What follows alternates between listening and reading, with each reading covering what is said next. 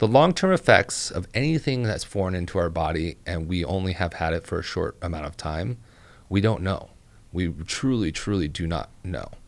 What we do know is that, yes, it can cause digestive paralysis. Similar to if you ever go in surgery for anesthesia, they wait till you go to the bathroom because your stomach and your colon, they might shut down. It goes into a paralysis. So they make sure it's working before you leave. And GLP-1s slow down your GI tract. So if you ever actually have to get surgery, you have to be off the GLP-1s or tirzepatide 2 weeks, a minimum of 2 weeks before you get the surgery, because you have to have your GI system flowing at a normal state. So it slows it down, and which is great because, well, for the people who are obese, it makes them feel full. And GLP-1 is actually the name of the signal that your stomach sends to your brain. So without science behind it, think of it as two friends calling each other up and be like, hey, yo, this is stomach. What's up? What's up, brain? What's up, man? What's going on? Yeah, dude, I just ate down this huge steak with French fries. Yeah, I'm full. Oh, yeah, that means stop. Yeah, stop. So just tricking your body into less appetite. Correct. And it is. It's tricking your body into having a less appetite. It's sending the signal that you're full.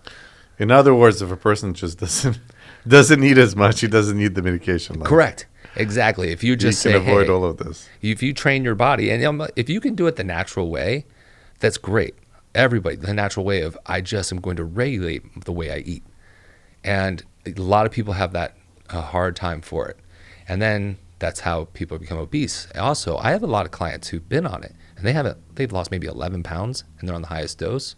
And they're working out simultaneously. And they're working out. So you can't even tell why they lost 11 pounds. Exactly.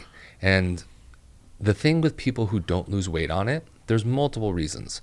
A lot of places right now are getting their GLP-1s from a med spa, from dentists are selling it. I mean, you'll be crazy. Everybody can get it from somewhere. And you just have to question the pharmacy, because they can't make it identical to Mounjaro. They can't make it to Eli Lilly, which is the parent company of Ozempic. They have patents on it. So they have to make compounds. And so you don't know what dosage you're getting of the GLP-1. Which one's the best one, like the number one? Mounjaro seems to be the best working for amount of clients I've trained with it, that they get the most bang for the buck, which is also the most expensive out there. What percentage of fat they end up losing? Like, losing weight's not generally the best thing either. So I've had, because if you're working out, sometimes you gain weight from the muscle too. Correct. And this is also where the negative effects of suppressing your appetite. Your muscles need fuel. They need protein. They need carbohydrates. They need fats. And if you're not taking them in, you're not feeding the muscle. So a lot of people, they've done studies of 50 to 75% of the weight loss is muscle. Because people who have a problem eating, they're not eating nutritious and healthy items. They're not eating protein. They're not going for the steak. They're not going for the chicken. They're not going for the fish. They're going for the chips. They're going for the alcohol. Now, they're just eating less of it, and they're missing the main building blocks. So if anybody's going to do it, the doctor that's prescribing it needs to tell them, you need a protein-based eating plan. Yeah, that means makes you sense. number one. If you just eat less of crappy food, exactly, it actually doesn't do you any good. Yeah, it's just like, okay, hey, I'm cutting you down from crack. So instead of having this much crack, have this much crack. So, and it's not great. It's like, hey, we need to wean you off. And also, people become dependent on it. So a lot of these women, especially in the area that we live in, they're becoming so dependent on it because they're getting addicted to how skinny they are. Is there like a rebound effect if a person stops taking Ozempic? 100%. Oh, they just 100%. gain the weight back? Yes, they will, because they will get ravenous. Once you cut off that drug, your appetite's going to go through the roof. Oh, crap. And you will have just a never-ending appetite of, I need to eat, I need to eat, I need to eat, because you get dependent on that signal being sent of, I'm full, I can't eat anymore. Does the effect of the drug decrease? Do you have to keep increasing dosage like with other drugs? So there's a happy yes. They start you off with the minimum dose, and they increase it over time, depending how do you feel, and how much you're losing weight. So here's also the thing where I think a lot of people who are prescribing it are becoming irresponsible, is they keep increasing the dose. There's definitely a huge money grab in this. Oh, thing. yes, it's monstrous. Yeah. $1,800 a month is for Mounjaro, $1,200 for Ozempic, It's huge, and it's a lot of profit from not only the Eli Lilly, but a lot of the doctors who are getting kickbacks. As always, we know with it comes to drugs, they're getting a huge kickback, and also the ones with the compounds, they're getting it for $200, and they're selling it at $1,800. Wow, that's a nice profit margin. It's a nice profit margin. I need to rebrand. Yes, really quick. right. So I need to get into it. Yeah, I'm gonna start selling them at the door. Well, it's the genius. Everybody's been wondering, been waiting for the magic pill. That was part of my ads. I would put in there, are you looking for the magic pill? There isn't any. Well, now there is. It's a magic little shot that you take to your stomach once a week.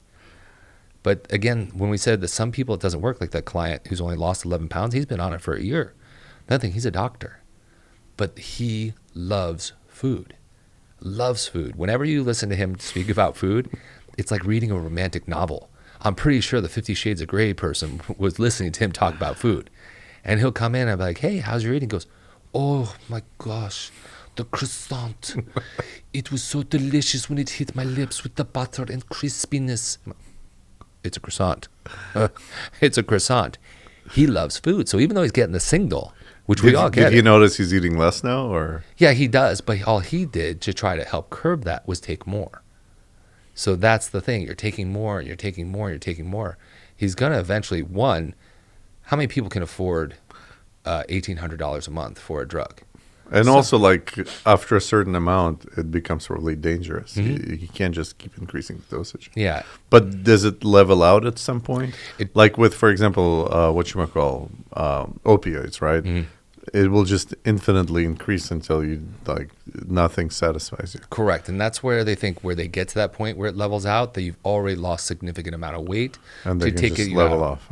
So, and then again, the best parts of is that we are getting away from diabetes, America's number one issue, number problem. A lot of people say, well, this is the number one death. No, obesity is dominating us.